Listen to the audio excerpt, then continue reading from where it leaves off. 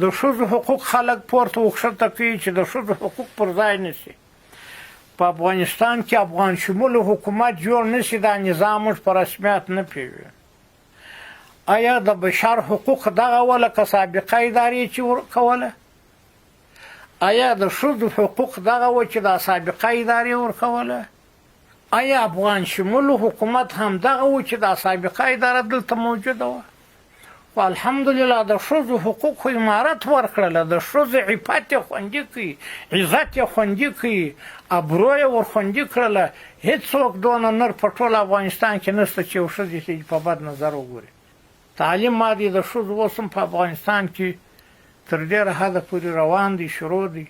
امید شته چې نور به هم دغه د تعلیم زمینه برابر شي په هغه چوکاټ او په هغه طریقه او هغه تعلیم چې هغه د الله جل جلاله یې د خپلو بندګانو څخه غواړي.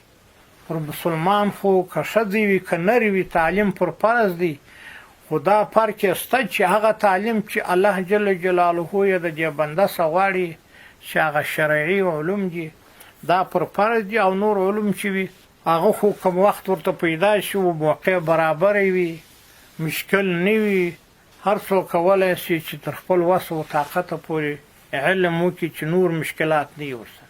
ښځې الحمدلله په امن کې دي، امن به د دوی مهم وي. په سابقه نظام کې موږ ورته چې دا حالات لیدل، په نظام کې بیا کار کوه په ادارو کې هلته به مشکل ورته پیښ شو. آیا دغه یو حقوق دي؟ اوس الحمدلله په هر ځای کې که راوځي، که یو ځای ته تعلیم ته ځي، که په یو شهد چې کار کوي، که د هغه شي راوځي، که کار خدمت کوي، د بچیانو دغه کوي، په ټولو ځایو کې محفوظ ده، په امن کې ده. امید شته چې دا نور حقوق چې ته کمزوري هغه به هم د دوی حقوق په هر ځای کې ورکول شي، په هر بخش کې چې وي چې الله یې ورکړي، نبي علیه السلام ورکړي، شریعت مقدس ورکړي. امارت خو به کله داسې کوي چې الله ورکړي حقوق به هغه ځینې راګرځي.